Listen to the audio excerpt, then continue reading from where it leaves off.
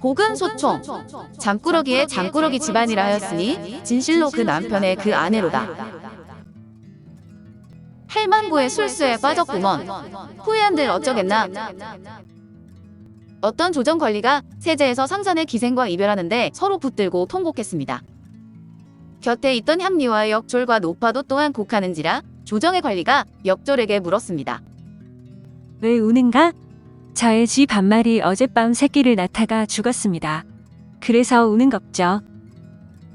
이번엔 향리에게 물었습니다. 왜 우는가? 닷새간의 송영의 사흘치 양식만 가져와 이틀은 굶었습니다. 그래서 우는 겁죠. 마지막으로 노파에게 물었습니다. 자네는 왜 우는가? 이 늙은 것은 저 낭자가 이곳에서 정인과 이별하는 것을 이 30차례는 보았습죠. 이전에는 그리 슬퍼하지 않아 실처럼 가는 눈물을 흘릴 뿐이더니 오늘은 여러 갑절은 슬퍼하여 눈물 크기가 마치 대나무만 하군요. 나리께서는 어떻게 하여 저 낭자의 마음을 이처럼 사로잡으셨는지요? 이 늙은 것이 감동되어 저도 모르게 눈물을 흘렸던 것입니다. 이 말을 들은 조정의 관리는 기뻐하며 옷을 벗어 노파에게 주었습니다. 이별을 하고 고개를 넘는데 풍소리침으로 추위를 견디느라 신음하며 혼자말로 조그맣게 말했습니다. 할망구의 술수에 빠졌구먼. 후회한들 어쩌겠나. 객 중에 조롱하는 자가 있어 말했습니다. 세자에서 가인과 이별할 적 노파는 누구라고 또한 울었겠나. 옷 벗어준 것은 마음이 현혹된 탓이니 추위에 신음하며 후회한들 소용없네. 과객을 위해 목숨을 버릴 창기가 세상 어디에 있을까? 어떤 한 선비가 금강의 배 안에서 공산의 기생과 이별하는데 기생이 통곡을 하며 물에 빠져 죽을 것처럼 하자 선비 또한 눈물을 흘리며 기생의 등을 어루만지면서 달래었습니다. 얘야, 나 때문에 목숨을 버리지는 말아라. 그리고는 은 주발을 주었는데 이별을 하자마자 기녀는 언제 울었냐는 듯 장가를 부르며 희희낙낙하니 그녀의 벗이 꼬집었습니다. 이별의 눈물이 채 마르기도 전에 태연이 장가를 부르다니 정이 없는 것 같구나. 기녀가 양손으로 은 주발을 두드려 쟁그랑하는 소리를 내더니 웃으면서 말했습니다. 통곡했던 것도 이것 때문이었고 노래 부르는 것 또한 이것 때문이라네. 이 말을 들은 뱃사공이 박장대소하며 말했습니다. 천하의 가장 어리석은 자는 선비 불이지. 과객을 위해 목숨을 버릴 창기가 세상 어디에 있을까?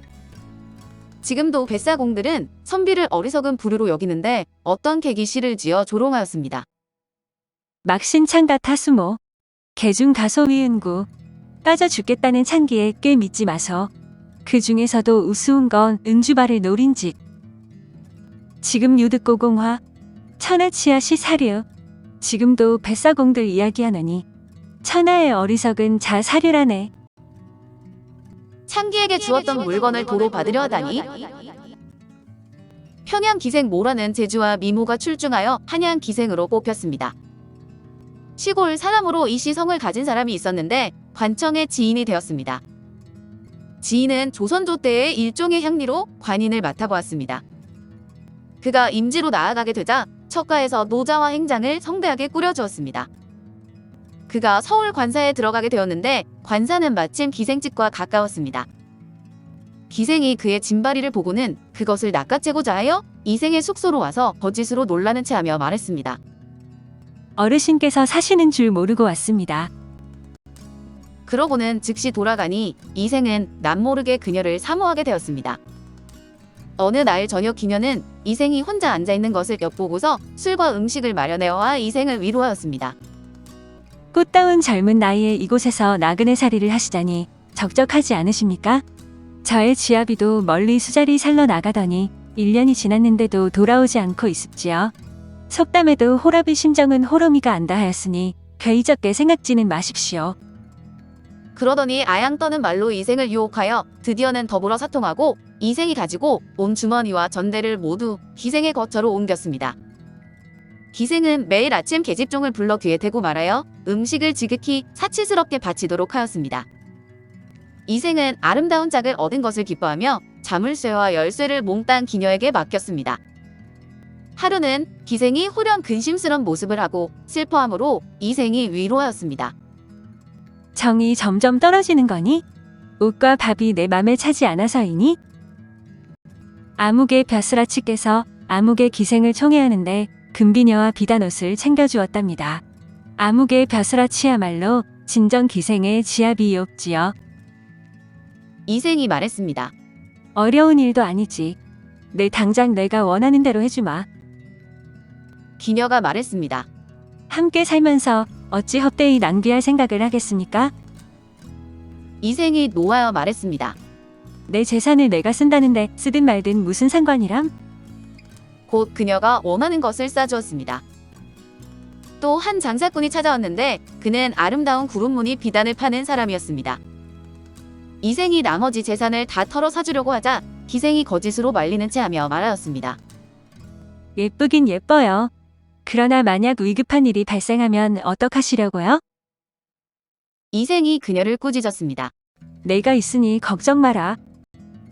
기생과 계집종은 비단을 가지고 밤을 틈타 도망가 버렸습니다. 이생이 등잔불을 켠 채 홀로 앉아 전전긍긍하다 날이 밝아 해가 높이 솟았어도 이생은 기녀가 도망간 사실을 모르고서 직접 아침밥을 차려 먹으려고 괴짝과 전대를 살폈더니 한 푼도 남아있지 않은 것이었습니다. 이생은 분한 나머지 목숨을 끊으려 하였는데 이웃집 노파가 말하였습니다. 기녀들이 상습적으로 하는 짓인데 난군이 진실로 알아채지 못했을 뿐이라오. 매일 아침 계집종과 기썩 말했던 것은 몰래 재물을 옮기자는 것이었어. 다른 사람을 칭찬했던 것은 난군을 격발시켜 그 사람을 본받게 하려는 것이었어. 마지막으로 비단을 팔러왔던 것은 그녀가 사통했던 자를 몰래 시켜 나머지 재산을 완전히 빼앗으려는 것이었어. 이생이 몹시 분노하여 말했습니다. 그 요기를 보기만 하면 몽둥이로 한 번에 때려 죽이고 말겠다. 옷과 버선을 아무렇게나 급히 입고 부랴부랴 교방으로 달려가 엿보고 있었습니다. 길가에 기생이 동료 수십을 거느리고 떠들썩하게 지나가자 이생이 몽둥이를 들고 앞으로 달려가 말했습니다. 요망한 귀신 같으니라고. 내 비록 창녀이지만 어찌 차마 이 같은 짓을 할 수 있느냐? 내 금비녀와 채색 비단을 빨리 돌려줘라. 기생이 박장대소하며 말했습니다.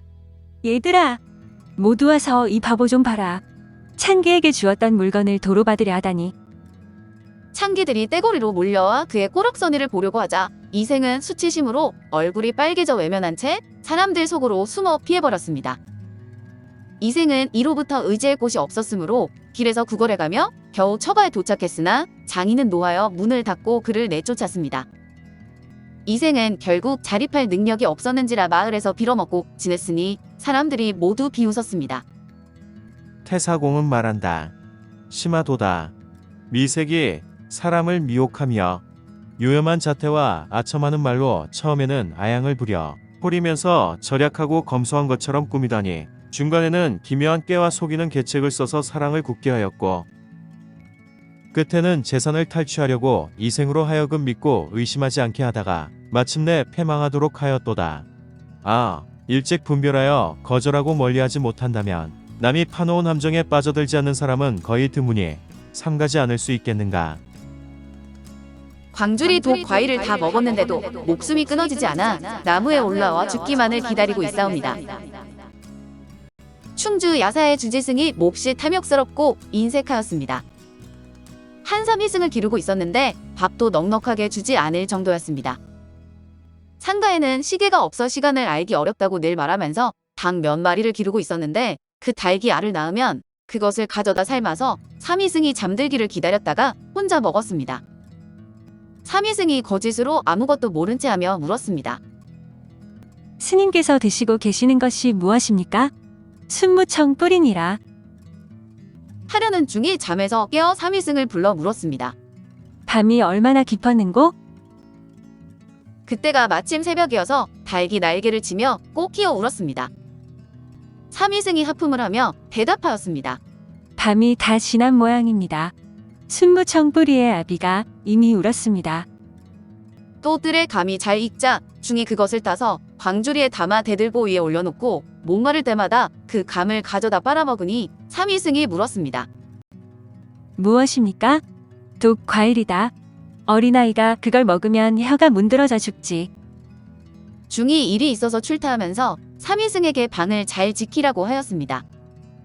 삼위승은 대지팡이로 대들보 위에 있는 광주리를 낚아내려 마음껏 먹었습니다.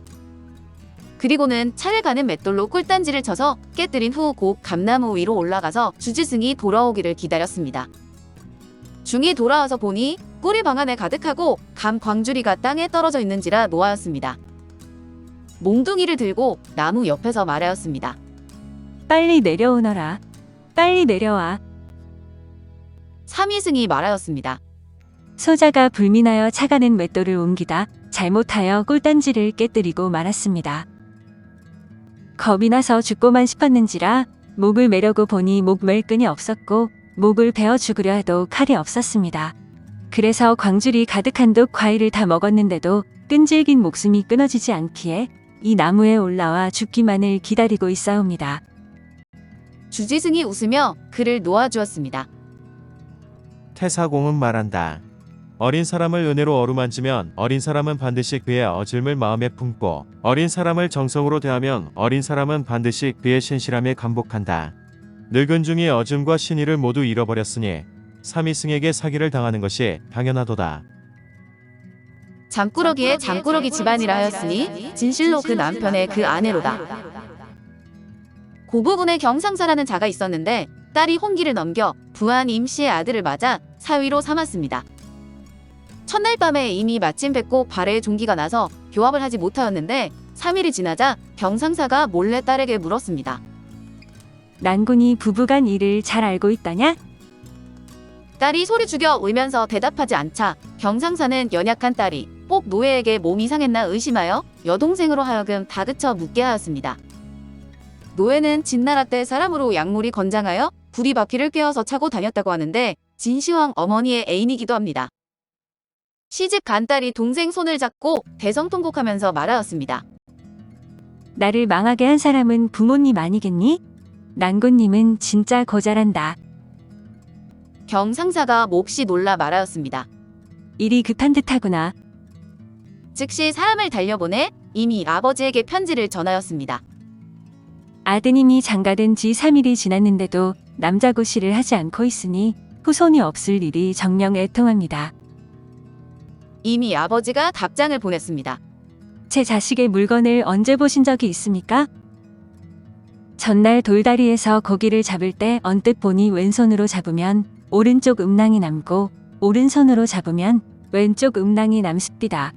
하물며 이웃에 사는 김호군의 계집종 막덕을 첩으로 차마 두 오누이를 낳아 키우고 있으니 더 말할 나위가 있겠습니까? 절대로 걱정하지 마십시오. 다만 그날 손이 든 방위를 범해서 출행한 탓인 것 같습니다. 오면 마땅히 크게 꾸짖겠습니다. 경이 편지를 읽자마자 기뻐하며 부인에게 말하였더니 부인이 말하였습니다. 편지인즉 그렇다지만 이불 속 일이 어떤지 징험할 수도 없고 또 사돈이 아들을 위해 숨기는 것인지 어찌 알겠습니까? 경도 역시 그럴 수 있다고 생각하여 고개를 떨군 채 혀를 차며 슬퍼하였습니다. 경에게는 오래전에 맞이한 사위가 있었는데 성이 우로 잠옷 거칠고 경망스러웠습니다. 그가 장인 내외에게 말하였습니다. 요즘 두 분을 뵈면 안색이 좋지 않으신데 그 연유를 여쭈어도 되는지요? 장모와 장인이 근심스럽게 말하였습니다. 자네가 우리 집안에 들어온 지도 오래되어 친자식이나 다름없으니 어찌 조금이라도 숨기겠는가? 새 사위가 결혼한 지 3일째인데 사람의 도리에 큰 흠이 있으니 온 집안 사람들이 낭망하고 있지만 어찌할 방법이 없네. 우가 눈을 부릅뜨고 팔을 걷어붙이며 말하였습니다. 이런 일이야 어려울 것이 없지요. 제가 당장 시험하여 보겠습니다. 임낭이 본댁에 갔다가 며칠 만에 돌아왔는데 우가 문 곁에서 숨을 죽인 채 들어오는 것을 엿보고 있다가 졸지에 그를 땅바닥에 넘어뜨렸습니다. 다짜고짜 약물을 잡아보니 과연 큼지막한지라 우는 급히 소리쳤습니다. 장인어른, 장모님, 신부가 거기 있습니다요. 임서방의 물건이 돈독한뎁시오. 그리고는 주먹을 흔들며 증명해 보였습니다. 저녁이 되자 경은 창에 구멍을 뚫고 깨근 발로 서서 하는 짓을 엿들었습니다. 임랑은 배곡 종기도 완전히 나았고 또 집안에 꾸중도 들었던지라 기쁨과 분함이 교차하여 온후의 어우러짐이 웅장하였습니다. 합판의 즐거움이 바양으로 무르녹자 병은 엎드러질 듯이 안채에 이르더니 부인을 불러 자기도 모르게 말을 거꾸로 하였습니다. 등전에 술을 따르고 탄관에 불을 붙이게나. 지금 일을 치르고 있다네. 일을 치르고 있어. 실ong 위 광주리 속에 있는 홍시를 어서 가져오게나. 가져와. 부인이 기뻐 날뛰며 말하였습니다. 저번에 넣어두었던 홍시요? 당신이 감춰두라고 해서 제가 간직해 두었는데 한창 물렀을 듯해요. 지금 목이 마를 텐데. 곧 계집종의 등을 딛고 올라서서 내리는데 광주리가 너무 무거워 힘이 달렸는지라 자기도 모르게 방귀를 뀌고 말았습니다. 몹시 부끄러웠으므로 계집종을 몽둥이로 때려 자기가 방귀 낀 부끄러움을 모면해보려 하자 병이 몽둥이를 빼앗으며 말렸습니다. 급하다 보니 생긴 일인데 어느 겨를에 계집종에게 죄를 주겠어? 하물며 속담에서도 교합하는 날 신부가 방귀를 뀌면 오히려 복받을 징조라고 하였어. 지금 계집종이 낀 방귀가 오히려 복이 될 줄 어찌 알겠어? 부인이 박장대소하며 말하였습니다. 사실은 그 아이가 낀 것이 아닙니다. 복이 또다 내 딸이여. 복이 또다 내 딸이여. 사신은 말한다. 심하다. 경의 딸의 음란함과 임의 아들의 어리석음이여. 며칠 저녁 기대가 어그러졌다고 다짜고짜 고절하며 울어댔으며 아버지의 책망에 분격하여 대뜸 문우의 광경을 보여주었다. 그녀가 운 것은 음란함이여 이자는 어리석다고 이르겠다. 우가 자기를 땅에 쓰러뜨리고 약물을 더듬는 일을 당한 것은 아버지의 책망보다도 분하기에 족하다. 임랑을 위한 계책으로는 자신을 단속하고 물러나와 누워서 시험 삼아 생각해보는 것만 한 것이 없었다. 신부의 태도는 아마 칠거지악 중 세 번째에 해당할 듯하니 대장부 한 몸이 어디 간들 마땅한 곳이 없겠는가. 어찌하여 성급하게 교합하여 고절하는 꾸지람을 면하고자 하였으며 미친 듯한 장인으로 하여금 말을 거꾸로 하게 하고 허약한 장모로 하여금 방귀를 뀌게 하는 데까지 이르렀는가. 아, 속담에 이르기를 나그네 얼굴 보고 바가지에 밥을 담아주고 주인의 얼굴 보고 손으로 밥 먹는다고 하였다. 또 이르기를 잠꾸러기에 잠꾸러기 집안이라 하였으니 진실로 그 남편의 그 아내로다. 이것이 맨 땡추 중 아니겠소? 견훤의 옛 보업의 금산사가 있습니다. 그 절에 딸린 계집종 중에 연하라고 불리는 여자는 무척 음란하고 약삭발라 중들을 번거롭게 하였습니다. 주지 해능이 성을 내며 말하였습니다. 우리들이 엄숙하게 지키는 계율이 어찌한 여자로 인해 더럽혀질 수 있겠느냐? 즉시 승려들에게 계칙을 내려 남자를 시켜 음식을 하고 옷을 빨며 보량을 청소하게 하였습니다. 하루는 해능이 절문을 나갔다가 마침 연하가 거처하는 곳에 다다르게 되었습니다. 연하가 울타리 틈으로 그를 보고 있다가 말하였습니다. 저 땡추중쯤이야 쉽게 다룰 수 있는데. 여러 오라버니들이 말했습니다. 내가 저 스님을 속일 수만 있다면 마땅히 너에게 전토를 다 주겠다. 좋습니다. 내일 내가 저 땡추중을 절 앞 큰 나무 밑에다 목을 메어 놓을 것이니 와서 기다리세요. 그들을 보낸 뒤 연하는 머리를 닦고 남자 복장을 하고서 표경을 옆구리에 끼고 해능에게 나아갔습니다. 해능이 그의 미모를 보고 물었습니다. 너는 위 댁 아들인고? 암흑의 주지와 가까이 지내던 서생이옵니다. 전번 주지님께 학업을 전수받았는데 학문을 그만둔 지가 오래되었는지라 감히 인사드리고 배움을 청하고자 온 것이옵니다.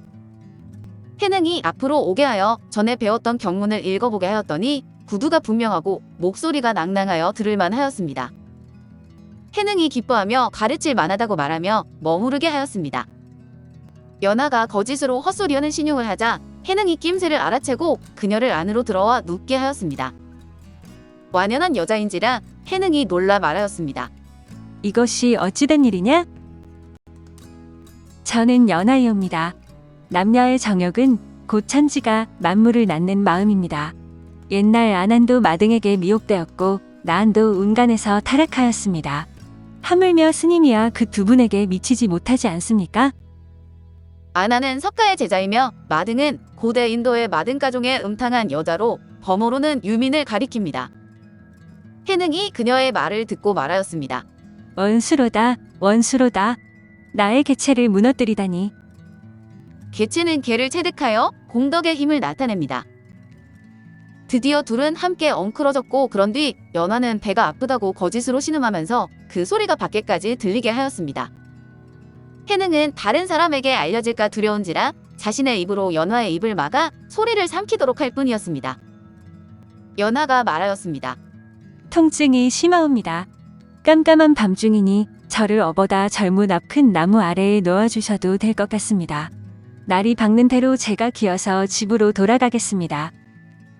해능이 그녀를 업은 뒤 연화에게 두 손으로 자기의 목을 감도록 하였습니다. 마침내 처소에서 나오자 그녀는 두 손이 늘어뜨려지며 땅으로 떨어지더니 아프다고 호소하였습니다. 배가 부어오르고 등이 당겨 손으로 단단히 잡고 있기가 어렵습니다. 허리띠를 풀어 스님 목 앞으로 두르면 두 손으로 꼭 쥐고 떨어지지 않을 것 같습니다. 해능은 그 말대로 하고서 나무 아래에 이르렀는데 여러 오라비들이 이미 와서 기다리고 있었습니다. 해능이 깜짝 놀라 어찌할 줄 몰라 할 때 연화가 벌떡 일어서더니 그의 목을 맨 채 오라비들 앞으로 끌고 와서 말하였습니다. 이것이 목 맨 땡추중 아니겠어? 오라비들이 번갈아 보며 깜짝 놀라더니 전토를 모두 내주었습니다. 오늘 고금소총은 잠꾸러기의 잠꾸러기 집안이라 하였으니 진실로 그 남편의 그 아내로다 였습니다.